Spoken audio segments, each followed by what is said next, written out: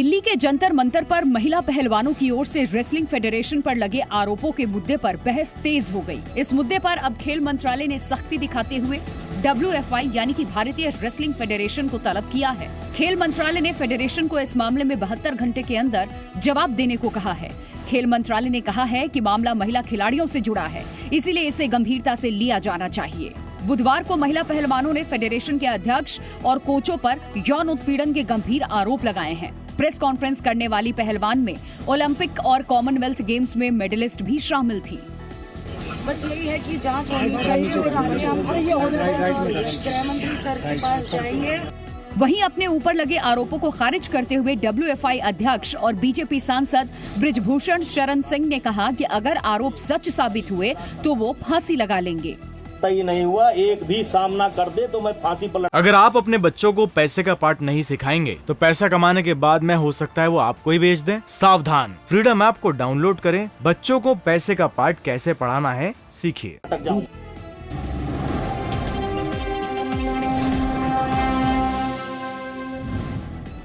कांग्रेस नेता राहुल गांधी एक तरफ भारत जोड़ो यात्रा कर रहे हैं, वहीं दूसरी तरफ कांग्रेस के ही नेता एक दूसरे से खिंचे नजर आ रहे हैं। राजस्थान में विधानसभा के चुनाव से पहले ही कांग्रेस नेता सचिन पायलट एक बार फिर सीएम अशोक गहलोत से आर पार के मूड में आ गए हैं। सियासी जादूगर माने जाने वाले अशोक गहलोत पर पायलट ने जादूगरी वाला तंज किया है।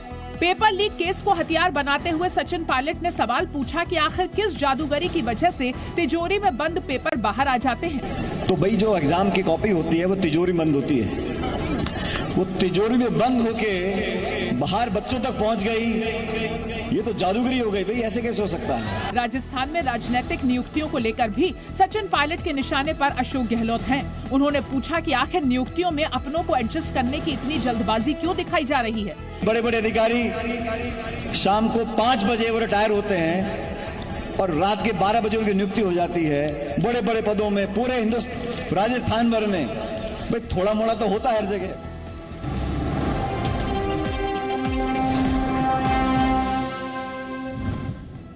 बजट से पहले वित्त मंत्रालय में जासूसी नेटवर्क के पर्दाफाश से हड़कंप मच गया है, जिसके बाद से जांच एजेंसियां और सरकार अलर्ट मोड पर आ गए हैं। दरअसल दिल्ली पुलिस की क्राइम ब्रांच ने सुमित नाम के डेटा एंट्री ऑपरेटर को गिरफ्तार किया है। सुमित कॉन्ट्रैक्ट पर वित्त मंत्रालय में काम कर रहा था, उस पर पैसों के बदले जासूसी को अंजाम देने का आरोप है। क्राइम ब्रांच ये पता लगा रही है कि आखिर ये कर्मचारी कितने समय से जासूसी का काम कर रहा था। पुलिस को आरोपी के पास से एक मोबाइल फोन मिला है, जिसका इस्तेमाल वो वित्त मंत्रालय की गोपनीय सूचनाएं साझा करने के लिए करता था। पुलिस ने आरोपी के खिलाफ ऑफिशियल सीक्रेट्स एक्ट के तहत केस दर्ज किया है। पुलिस का कहना है कि अभी जांच प्रारंभिक स्तर पर है और पूरे नेटवर्क की जांच चल रही है। 31 जनवरी से संसद का बजट सत्र शुरू हो रहा है।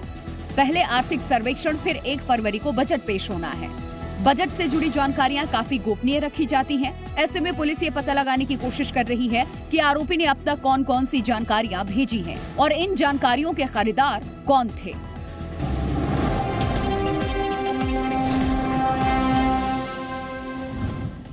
यूपी के मदरसों को मॉडर्न बनाने का काम तेजी से चल रहा है और यूपी के मदरसे मार्च अप्रैल से बदले से नजर आएंगे। सभी मान्यता प्राप्त और राज्य से सहायता प्राप्त मदरसों में चरणबद्ध तरीके से NCERT का सिलेबस लागू किया जाएगा।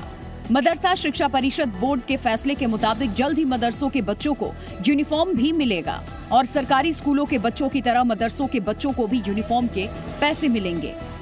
बैठक में बच्चों के किताबों को लेकर के चर्चा हुई है। NCERT और बेसिक किताबों के थ्रू पढ़ाया जाए। इसके अलावा 5 साल से बच्चों को ड्रेस नहीं मिल पा रहा है, इसके लिए भी कहा गया है कि ड्रेस मुहैया कराया जाए उनको। तो वहीं मदरसों में गैर मुस्लिम बच्चों के एडमिशन की जांच की NCPCR की सिफारिश को मदरसा शिक्षा परिषद बोर्ड ने खारिज कर दिया है। बोर्ड का मानना है कि हर धर्म के छात्रों को मदरसों में पढ़ने का अधिकार है। उनका कहना है कि राज्य के मदरसे आधुनिकीकरण के दौर से गुजर रहे हैं, लिहाजा बच्चे यहाँ धर्म के साथ साथ हर विषय को पढ़ेंगे। ऐसे में जांच का कोई विषय ही नहीं बनता है।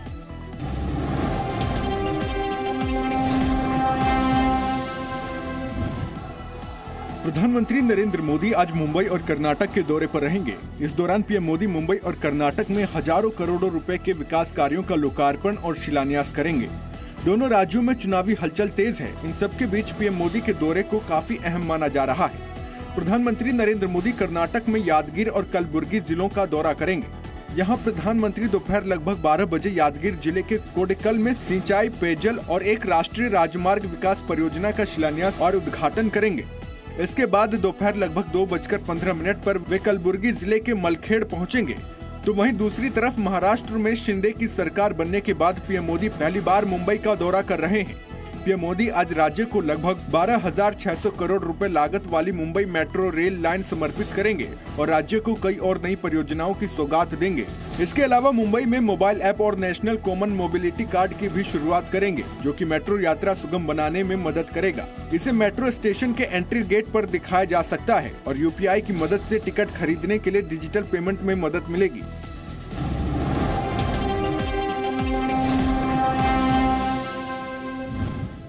दिल्ली में चल रही शीतलहर की वजह से अब दिल्ली ठंड के मामले में नैनीताल को टक्कर दे रही है। पिछले 3 दिनों से राजधानी कड़ाके की ठंड में ठिठुर रही है। ऐसा लगता है जैसे अब बर्फीली हवाओं ने दिल्ली वालों को पहाड़ों की सर्दी का एहसास कराने का मन बना लिया है। 16 जनवरी से बर्फीली हवाएं दिल्ली वालों के लिए आफत बनी हुई हैं। अगर तापमान की बात करें तो 16 जनवरी यानी सोमवार को 1.4 डिग्री की ठंड में कांपती रही दिल्ली। 17 जनवरी यानी मंगलवार को 2.4 डिग्री ने लोगों को घरों में दुबकने को मजबूर कर दिया। 18 जनवरी यानी बुधवार को 2.6 डिग्री की ठिठुरन ने खूब सितम ढाया। हालांकि 16 जनवरी के बाद तापमान बढ़ा ही है, लेकिन सर्दी का सितम कम नहीं हुआ। साल 2012 के बाद ऐसा पहली बार हुआ है जब शीतलहर 8 दिन तक चली और मिनिमम टेम्परेचर 4 डिग्री से कम रहा। शीतलहर है अभी सुबह सुबह जो 9-10 बजे तक शीतलहर इतनी है कि हड्डियों को कपाने वाली ठंडी है। मौसम विभाग की माने तो अब वेस्टर्न डिस्टर्बेंस एक्टिव हो रहा है। बर्फीली हवाओं का सितम खत्म होने वाला है, लेकिन ये राहत की बात नहीं है, क्योंकि बर्फीली हवाओं की विदाई के बाद बारिश वाली ठंड की एंट्री हो जाएगी। मौसम लगातार खराब रहेगा और इस बीच में जो है वाइड स्प्रेड रेनफॉल होगी। प्रदेश के हर हिस्से में बारिश होगी, बर्फबारी होगी।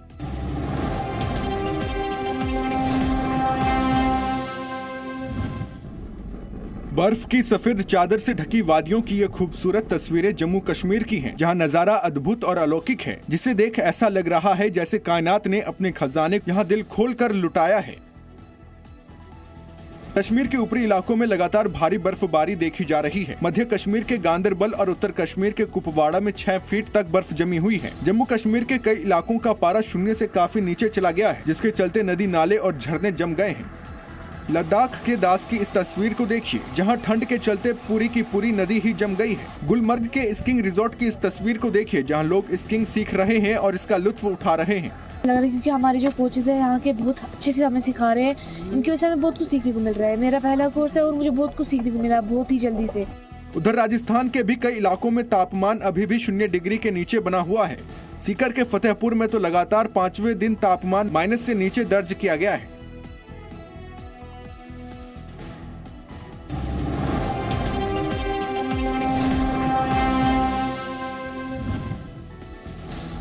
इंडिया और न्यूजीलैंड के बीच हैदराबाद में खेले गए पहले 1 दिवसीय मैच में टीम इंडिया ने न्यूजीलैंड को 12 रनों से हरा दिया। करीब 4 साल बाद टीम इंडिया ने न्यूजीलैंड को वनडे मैच में मात दी है। शुभमन गिल की डबल सेंचुरी की मदद से टीम इंडिया ने न्यूजीलैंड के सामने 350 रन का टारगेट दिया। शुभमन ने 149 गेंद में 19 चौके और 9 छक्कों के साथ 208 रन बनाए। इसके साथ ही वो वनडे में डबल सेंचुरी बनाने वाले भारत के 5वें बल्लेबाज बन गए हैं। साथ ही वो सबसे कम उम्र में डबल सेंचुरी बनाने वाले बल्लेबाज भी बन गए हैं। शुभमन के अलावा टीम इंडिया का कोई भी बल्लेबाज टिककर नहीं खेल पाया। कप्तान रोहित ने 38, सूर्य कुमार यादव ने 31 और हार्दिक पांड्या ने 28 रन बनाए। 350 रन के लक्ष्य का पीछा करते हुए न्यूजीलैंड टीम के 29वें ओवर में 131 रन पर 6 विकेट गिर गए थे। यहां से टीम इंडिया की बड़ी और आसान जीत की उम्मीद बंधी, लेकिन ब्रेसवेल और सेंटनर ने 7वें विकेट के लिए 17वें ओवर में 162 रन जोड़ दिए। आखिरी ओवर में न्यूजीलैंड को जीत के लिए 20 रन बनाने थे, लेकिन शार्दुल ठाकुर ने ब्रेसवेल को LBW आउट कर दिया। उन्होंने सिर्फ 78 गेंद में 10 छक्के के साथ 140 रन बनाए। वहीं टीम इंडिया की ओर से सबसे ज्यादा 4 विकेट सिराज ने लिए।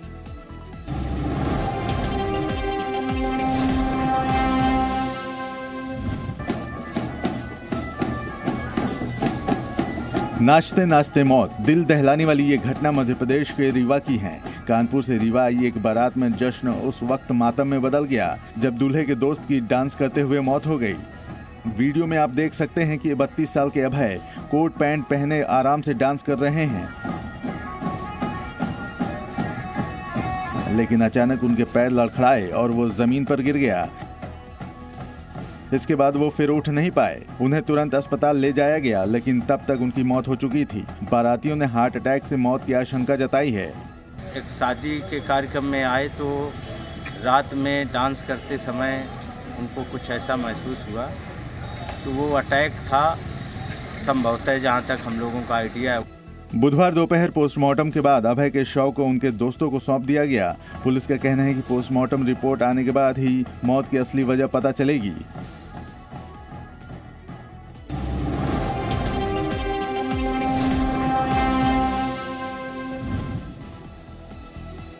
$329 दिनों से रूस और यूक्रेन युद्ध के मैदान में घमासान कर रहे हैं, लेकिन ना ही रूस अपने इरादों में सफल हो सका है और ना ही यूक्रेन रूस को धकेल पाया है। लेकिन अब ऐसा लग रहा है कि युद्ध फिलहाल थमेगा नहीं। रूस के राष्ट्रपति पुतिन ने बुधवार को सैन्य उपकरण बनाने वाली फैक्ट्री का दौरा किया और इस बीच उन्होंने सैनिकों को संबोधित करते हुए कहा कि जीत निश्चित है, लेकिन हमें अपने हथियारों के उत्पादन को बढ़ाना होगा। यही नहीं, पुतिन ने यह भी कहा है कि ये युद्ध पूर्वी यूक्रेन में चल रहे संघर्ष का नतीजा है। इस बीच बेलारूस में रूसी सेना का युद्धाभ्यास भी जारी है। इस युद्धाभ्यास में बेलारूस की हवाई सेना मुख्य रूप से डिफेंसिव सिस्टम को मजबूत करने पर ध्यान दे रही थी, लेकिन नेटो का मानना है कि पुतिन किसी भी हाल में इस युद्ध को खत्म करना ही नहीं चाहते। नेटो ने यूक्रेन के लिए और हथियार दिए जाने की अपील करते हुए कहा कि रूस फिलहाल रुकने वाला नहीं है, इसलिए नेटो को भी लंबी तैयारी करनी चाहिए।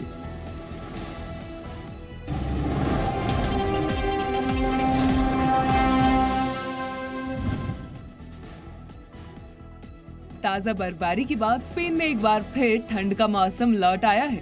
धीरे धीरे जो ठंड अब अपने आखिरी दौर में थी, वो दोबारा से स्पेन को ठिठुरन पर मजबूर कर रही है। भारी बर्फबारी और तूफान के बाद स्पेन में आम लोगों को घरों से काम तक जाने में काफी मुश्किल हो रही है। शहर की गलियां हों या फिर हाईवे, हर तरफ सिर्फ बर्फ ही बर्फ नजर आ रही है। प्रशासन सड़कों से बर्फ हटाने का काम तेजी से कर रहा है ताकि आम जनता को रोजमर्रा के कामों में किसी तरह की मुश्किल न आए।